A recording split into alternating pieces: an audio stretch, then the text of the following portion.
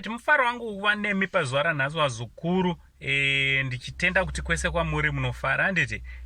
So chiteerera kana wanga usati wasubscribe pathis channel, ndichida kukurudzira kuti chidi chisubscribe, turn on your notification bell kuitira kuti pega pega patino uploada video you will be notified handiti. Ndichitoti maswera sei kwese kwamuri wazukuru vasekuru seinti. So zvandichapota ndichiti wazukuru, questions enyu ari kuuya akawanda. Sekuru enyu muri kuvafaya nemubvunzo handiti. Mamwe achona akanaka because matambudziko ari kutoitika muvanhu anofanira kuti ange ari anogadziriswa also nekuvhurana meso handiti. So pane muzukuru wangu akanyora message akabva ati, sekuru ndine dambudziko rekuti mukomana wangu apa taane almost 2 years, akati vane 1 year 10 months, that is almost 2 years vachidanana handiti. So dambudziko riripo nderekuti mukomana wake haadi kuti musikana uyu azive kumba kwavo chaiko kwaakaberekwa handiti. Hanzi ndinongova wekungoenda kumba kwake pasina chinhu chakaipa, asi kuti ndizive hama dzake. Hanzi taane gore ne10 months, muzukuru wenyu haasi kuda kuti ndinge ndinoziva hama dzake. So zvino ndodini sekuru, ndomubvunzo wainawo kuti ndodini. Right, handigona kukuudza zvekuita muzukuru handiti.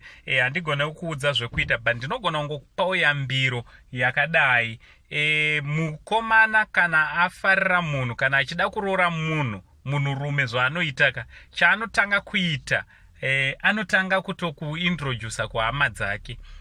Ukaona munhu ari serious, asina chaari kuviga, asina mudzimai waainaye somewhere, zvinogona kudaro kuti mukomana uyu kana murume uyu antori nemudzimai nevana, so kuti anokuintrodusa zvakare kufamily yake hazvigone, nekuti already kuntori nevariko nechekara handiti. So munhu iyeye anogona ari ada kutongofara newe hako muzukuru. Kana iwe uchitenderanawo nazvo zvekuti munge muri pakufara, pakutandara, ayo hapana chakaipa, munongovawo pakutandara nekufara handiti. But chokwadi chacho ndechekuti munhu rume, ukamuona imwe yesaini yekuti ada kukuroora, anotanga kukuintrodusa kuhanzvadzi dzake, kuvanin'ina nemadzikoma. Kana atozonyanyisa kuti zvapedyo, anogona kutozokuintrodusa kuvabereki vake zvakare handiti. Munhu iyeye anenge achiratidza kuti ari serious. But ukaona munhu anokuviga for 1 year 10 months, muzukuru wangu kutaura chokwadi ndechekuti munhu iyeye anogona achizoti haana ramangwana newe handiti. So tisapedzere vana vevamwe nguva zukuru. Kana uchiona kuti haudi munhu, mazuva mazuva anokwanaka nekuti vamwe vasikana vanotofarirawo zvemunhu anototaura chokwadi kuti hai ndiripo pakungotingofara tingonakidzana zvedu.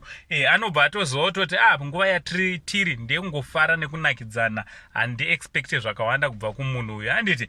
Nemiwo vasikana, ukaona munhu achikunzvenga kudai zvachinzvenga nekumba kwavo, achinzvenga kuti unge uri unoziva kuti akakurira kupi, akakura papi, kumba kwavo kunomborina nani. Munhu iyeye ari kungokuudza chete kuti kumba kwachonaka there is no need yekukuudza nekuti hauzombofe wakaendako. Anenge asingaone ramangwana newe. So decision ndeyako muzukuru yekuti wodini. Decision ndeyako, but chokwadi ndechekuti munhu iyeye haasi kuona ramangwana newe. Ngataura newo macomments, tibatsiranewo nemuzukuru wangu uyu, hanzvadzi yenyu, munin'ina wenyu, sisi wenyu, mukoma wenyu, vane dambudziko riri panapa. From Uncle Sen, the only Zimbabwean uncle, tinyorere vazukuru tinge tiri tinoita mavideos tichipindura nyaya dzakasiyana siyana. Pari zvinotipa tatichi much love.